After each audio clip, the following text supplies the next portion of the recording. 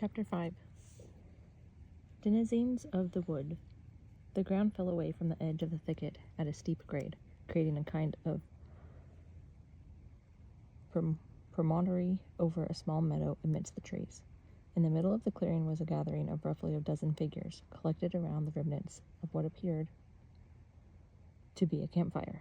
From the distance, it was difficult to make out details, but the figures were definitely coyotes. They were covered in a matted gray fur, and their haunches were thin. Some prowled around the smoldering campfire on all fours, while others stood on hind legs and sniffed at the air with their long gray snouts. However, there were two rather startling aspects of the scene.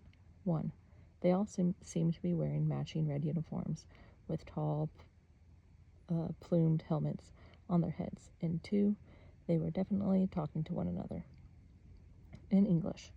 The coyotes spoke in a brittle, yapping gibbering, and they punctuated their sentences with snarls and barks, but Prue and Curtis could occasionally make out what they were saying.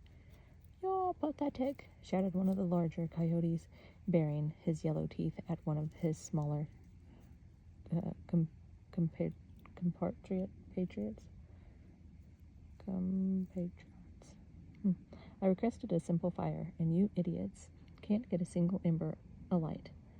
Some of the animals had what appeared to be sheathed sabers attached to belts around their waist, while others stood leaning against tall, bayonet-topped rifles. This large coyote rested his paw on the ornate pommel of a long, curved sword. The coyote to whom this triad was addressed was skulking in the grass and wingling little yelps in response. "This platoon is not fit to serve," continued the larger one. "If it cannot complete a simple routine scouting drill." He looked about him at the rest of the group. Curtis whispered to Prue, "Are they soldiers?" She nodded slowly, still deeply in shock. "And look at the filthy condition of your uniforms," howled the larger coyote, who Prue assumed to be a commander of some sort. His dress was marginally cleaner than the rest of his soldiers, and his shoulders were ornated with epaulets. He wore a kind of large feathered hat that Prue thought she recognized from a documentary about Napoleon their world history teacher had shown them. The commander continued, "I should bring you before the dowager governess in this state and see how she'd receive you." He snapped his jaw at another coyote, who was cowering on the ground behind them. "She'd cast you out of Wildwood, is what she'd do, and we'd see how you fared with your own pack." He stiffened and adjusted his sword handle at his side and said, "I have half a mind to do it myself, but I'd rather not soil my hind feet booting you out into the brush." The coyote at whom the commander had been yelling finally spoke words between his ambushed yelps. "Yes, Commandant. Thank you, Commandant." "And where was your confounded guard detail?" the commander barked, pacing the ground. "I walked up without a single soul batting an eyelash. You are an embarrassment to the corps, a stain on the legacy of every soldiering coyote who's come before you." "Yes, Commandant," was the response from the cowering coyote. The commander sniffed the air and said, "It'll be dark soon. Let's finish this drill and head back to camp. And you and you." Here he pointed at two of the soldiers who were standing at attention by the campfire. "Get into the brush and start collecting firewood.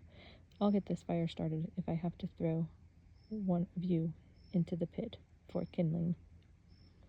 The group burst into activity with the command. Curtis and Prue eased themselves flat to the ground and froze under the fronds of a particularly large stand of ferns. A few coyotes began circling out from the group in search of firewood, while others stood in formation in the center of the meadow and continued to be berated by the commander. "What do we do if they see us?" hissed Curtis as a few coyotes walked closer to them. "Just keep quiet," whispered Prue. Her heart was racing in her chest. Two of the coyotes wandered over to the pile of scrub right below Curtis and Prue's perch and began collecting branches of dead fall in their spindling arms.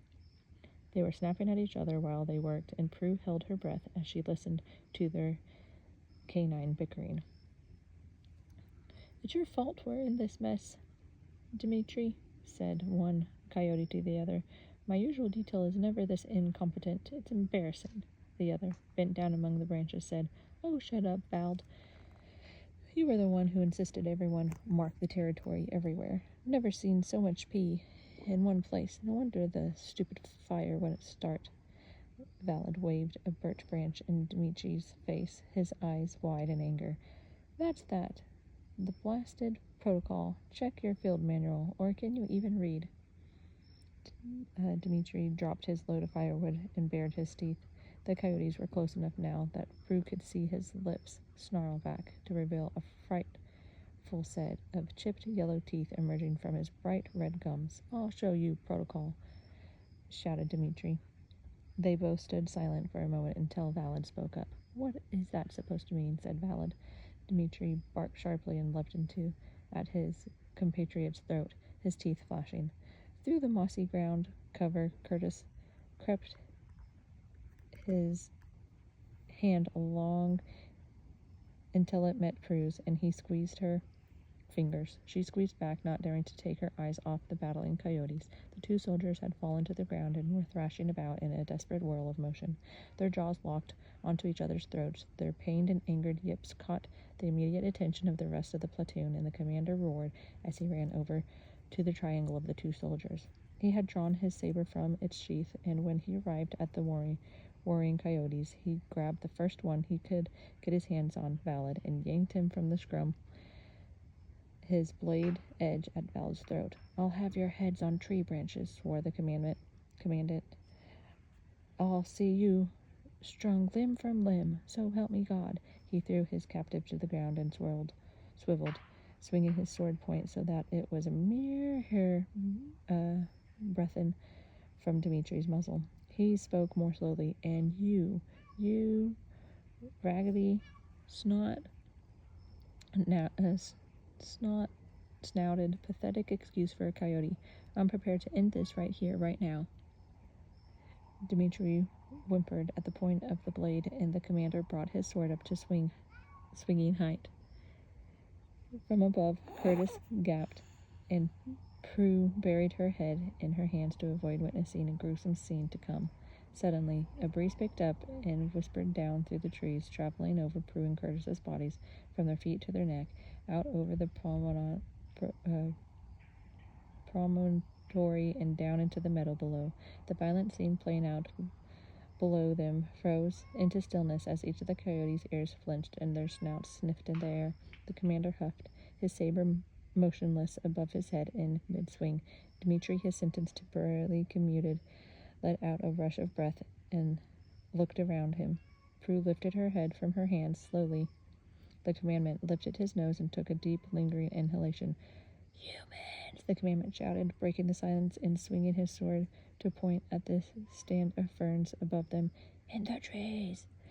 In an eruption of action, several soldiers who had been flanking the commandant broke away and started clambering up the embankment toward Prue and Curtis. "Run!" shouted Curtis, pushing himself up from the ground. Prue scrambled to her feet and dove out of the bushes away from the embankment. The coyotes were baying frantically behind her as they crossed the lip of the plateau and tore through the ferns. She sprinted back through the trees until she arrived at the ravine they'd been following. She took one wild step over the edge, caught a foot on a tangle of briar, and was thrown headlong into the gully. Curtis had plowed in a different direction, choosing instead to make his way up the hillside in the direction they had been walking. The grade was steep and unrelenting in this densely wooded area, and the birch branches and blackberry vines thrashed at face and arms, hampering his scabbling sprint. The coyotes, accustomed to the terrain, raced through the underbrush on all fours, and Curtis had barely made it 10 yards from the embankment before the first coyote lunged on his back and brought him to the ground. "You're mine!" hissed the coyote, and Curtis's arms and legs pulled taut and pinned to the ground as more soldiers arrived at the scene of the capture. "Curtis?" Prue mumbled, gaining her bearings. It was clear she'd been knocked momentarily unconscious. She found herself laying face down in the bracken of the ravine with a splitting headache and a metallic taste of blood in her mouth.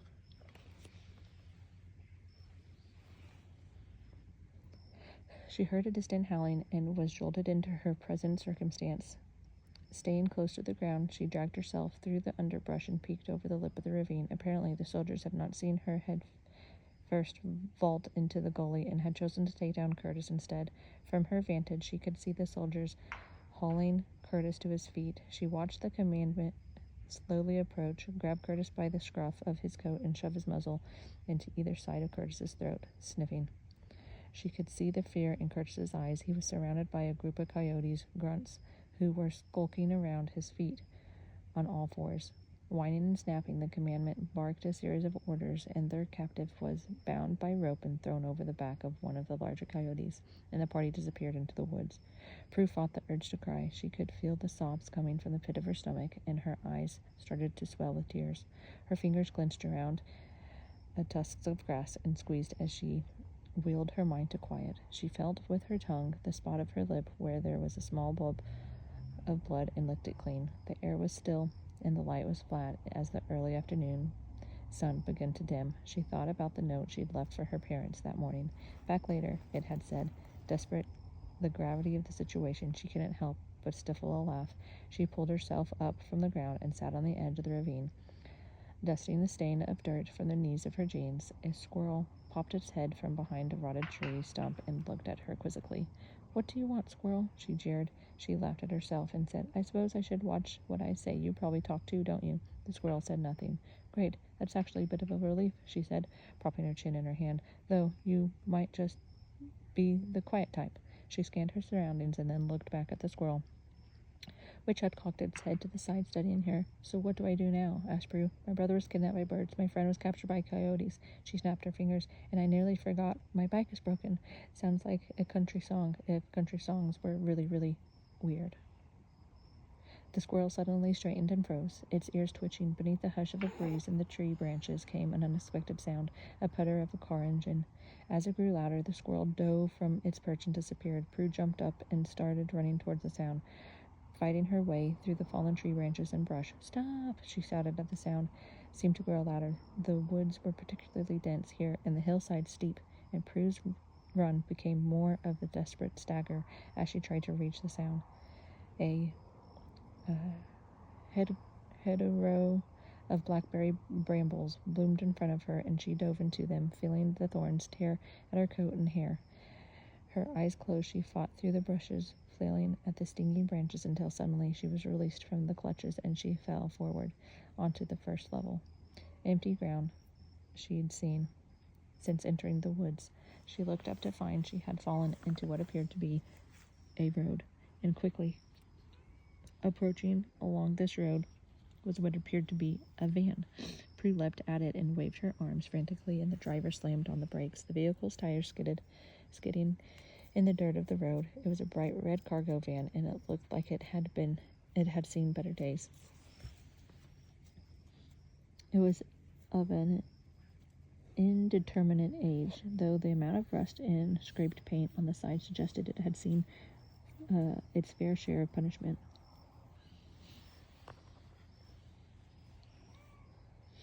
The sides of the vans were emblazoned with a strange crest that Prue did not recognize.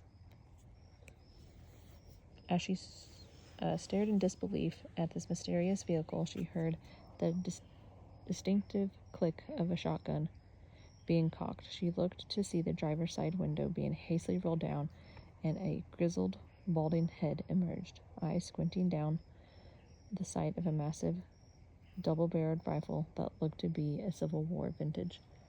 "Make one more move, missy, and I'll fill you full of holes," said the driver. Prue threw her hands into the air. The driver cautiously lowered the rifle and gaped at Prue. "Are you," sputtered the driver, "are you an outsider?"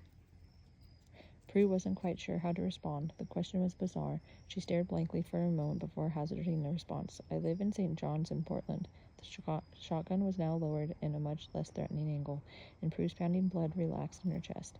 "Is that what you call it?" asked the man in the van. "I guess so. responded Prue. The man continued to gape at Prue. Incredible, he said, just incredible. In all my years, I never in my life thought I'd ever run into one of you from the outside. Now that the shotgun was no longer in his eye, Prue had a better view of the driver. He was an elderly man. His skin was pale and weathered, and 2 great plumes of whirly hair were his eyebrows. But there was something Prue couldn't put her finger on that seemed to elude from her, or exude from him, something that made him seem like no one she'd ever met before. It was a kind of aura or shine, like the way a familiar landscape is transformed in the light of a full moon. Prue summoned her courage and spoke. Sir, can I put my hands down? When he nodded consent, she dropped her hands to her side and continued. I'm in a little bit of a jam. My brother, Mac, was kidnapped yesterday by a flock of birds, crows, actually, and brought somewhere in these woods. On top of this, my classmate Curtis stupidly followed me into the woods, and we were attacked by what I think were coyote soldiers. I managed to escape, but he was captured. I'm really tired and a little confused by all of that's happened today, and if you wouldn't mind helping me, I'd really appreciate it. The speech seemed to render the man at a loss for words. He pulled the shotgun back into the cab of the van and looked behind him, down the road. Then he looked back at Prue and said, Okay, get in the van. Prue walked around the side of the van, and the driver opened it from the inside. She climbed into the cab and extended her hand to the man, saying, My name's Prue. Richard, said the man, shaking her hand. Pleasure to make your acquaintance. He turned the key in the ignition, and the van grumpily sputtered to life. Behind the cab was a metal gate leading into the cargo area. Through the gate, Prue could see piles of manila-colored boxes and crates teeming with neatly tied stacks of envelopes. Wait, said Prue. You're a mailman? Postmaster, General, Miss, at your service, said Richard. He wore a tattered uniform, a royal blue blazer with dirty yellow piping. A patch on his chest sported the same emblem as Prue had seen on the side of the truck. His chin bristled with a week's worth of white unshaved stubble, and his face was etched with wrinkles. Okay, said Prue, assessing the situation. Well, it'll have to do. Now, my friend Curtis was taken just back there. They can't have gotten far. Between you and me and the shotgun of yours, I figure we can probably devise some sort of plan. Where are you going? Richard had gunned the van, and it lurched forward, moving bumpily along the uneven road. He had to shout his response over the roar of the engine. No way we're going back there, he hollered. It's way too dangerous. Prue's eyes widened. But, sir, I have to help him. He's on his own out there. I've never seen these coyote soldiers you're talking about, but I've heard about them, and believe me, your friend is beyond help at this point. No sense in us getting killed as well over it. No, best we get back to Southwood and report this to the Governor Regent. The what? Stammered Prue. And then, before waiting for Richard to respond, listen, those coyotes might look scary, but they've only got swords and old-looking rifles. We've got a really big gun. With you waving that shotgun around, I'm sure we can get in and out of without a scratch. I've got a job to do, said Richard, gesturing to the piles of mail the cargo hold, and I'm not about to jeopardize it over some boyo who gets himself nabbed by coyotes. This is Wildwood, kid, and I can't afford to stop for anything. You're lucky you jumped in my way, otherwise I'd left you on the side of the road. Fine, said Prue, as she started fumbling at her side for the door handle. I'd like to be let out, please. I'm going to save him myself. Before she could swing the door open, Richard shot his hand across her lap and held the door closed, the van swerving nearly into the roadside ditch. A single wheel hopped over the stray tree branch, and Richard yelled, Don't go out there if you value your life. I ain't joking around. Prue retracted her hand and crossed her arms over her chest grumpily. Listen to me, said Richard calmly. This is no place for a young girl to be out alone, and an outsider one of that.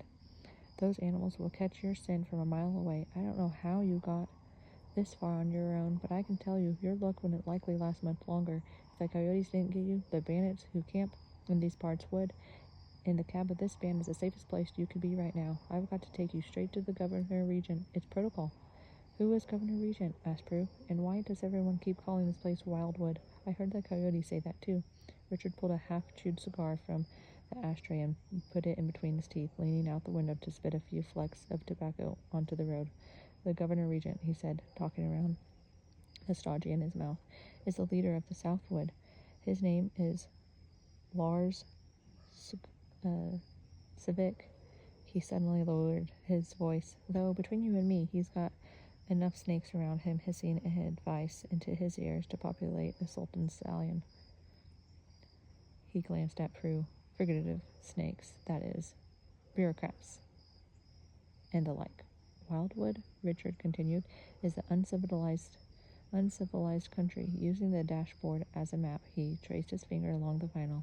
It stretches from the northmost border of the Avian Principality all the way to the border of Northwood. I found you about halfway in the middle of nowhere, right smack in the center of Wildwood, where there ain't nothing but wolves and coyotes and thieves living off what they can scavenge from the ground or loot from the occasional passing supply truck or mill truck, which is why I carried the piece of iron down there.